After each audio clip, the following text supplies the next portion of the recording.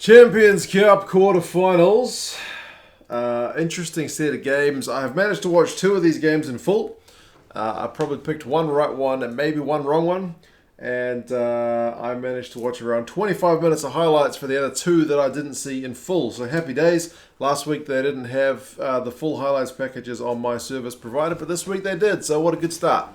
I will talk briefly about Exeter and Leinster first, but I did a full review on that game yesterday. So up there somewhere, I'll put the link if you haven't seen the full video where I go into a bit more detail about it. But essentially, it had a bit of a test match feel, didn't it? So many Irish internationals in that Leinster pack. Forward pack really fronted up. Went down early, so a big test of their character, and probably speaks pretty well to their credentials going into the Final Four. Because, they started the game with maybe that little bit of rust, having had that extra week off.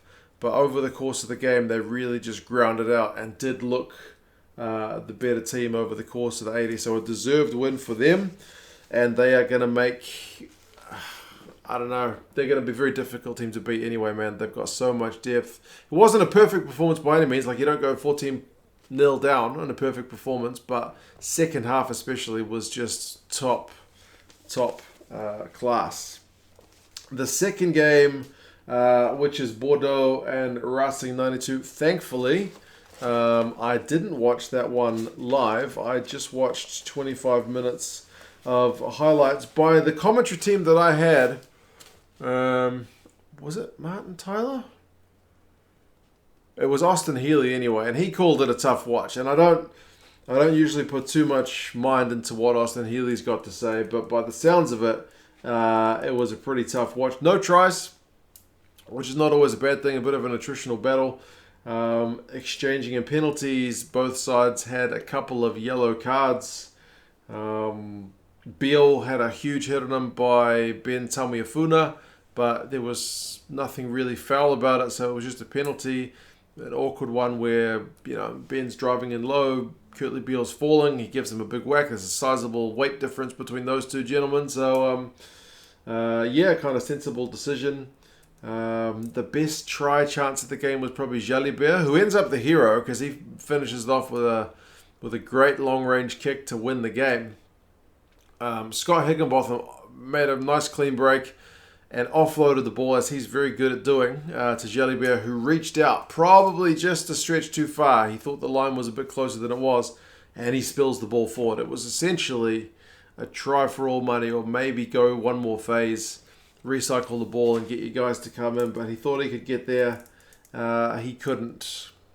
So missed chance for Bordeaux to score a try in that one. It did have drama at the end, I will say that. Sometimes it's worth watching a game which is poor for 75 minutes if it's got some drama at the end. And this game had the drama at the end. The Racing guys were 3 points behind with very few minutes to go. And they managed to win. They managed to lose a line out, Racing 92, and then win a penalty at the breakdown. And then Aribarin kicked like the ugliest penalty you'll ever see to even it up with about a minute to go. So, and it looked like Bordeaux had scored it with Moefana scoring a try from a ball that had popped out of a ruck, but Ben Lamb had whacked the ball out with his hand illegally, so it wasn't a try. But, Tamiafuna proved to be the hero alongside Jalibert because he won a penalty around about halfway, right on full time, and Jalibert slotted it, so 24 points to 21. La Rochelle will face Leinster, like I just mentioned, and Bordeaux are going to face Toulouse. Speaking of La Rochelle, now their game was the one that I didn't see, and maybe I should have.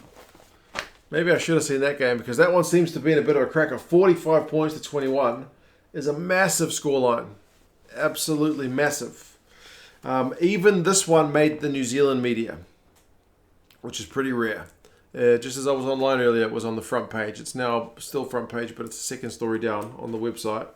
Stuff, which is one of our websites. But it was basically saying that Ronan O'Gara has learned his tricks from the Crusaders, and now that's why La Rochelle are good. So we're taking credit for it, and they talked about Victor Vito and EXEvLEI and the rest of the New Zealand contingent at La Rochelle. So essentially taking credit for everything based on Ronan O'Gara's interview from a week ago, where he talked about the keep ball alive thing that he had at the Crusaders. So yeah, but a crazy game. Aldrit, Lades both got tries. Raymond Rule gets 2 tries. Dumaru gets 2 tries for La Rochelle, so a heap of tries.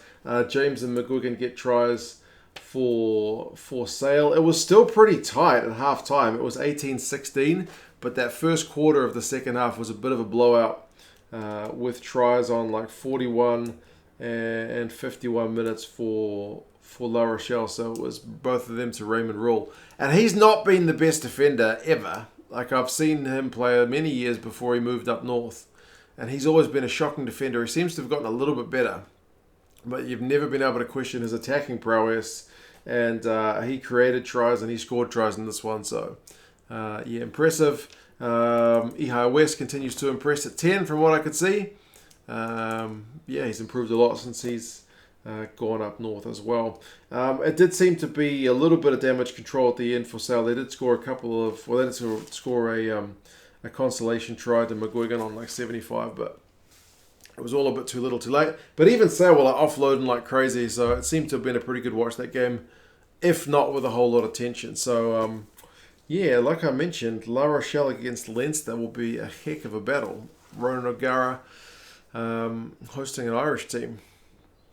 Should be a bit of fun. Possession of that one finished 54-46 in favour of Sale, actually, but La Rochelle's kicking seemed pretty good, and their scrum seemed monstrously good. Had the Sale pack in all kinds of trouble.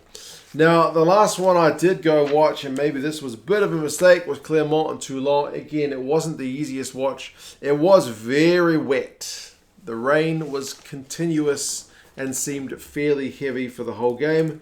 Again, there's no tries in this game. It's all penalties. All penalties. So both of the all-French games ended up in all penalties, interestingly enough. It was, 6-all at half-time. And then, yeah, I mean, initially it was Clermont, actually, who were out in front. It didn't help Clermont that Lopez went off after about, 4 minutes? He was injured.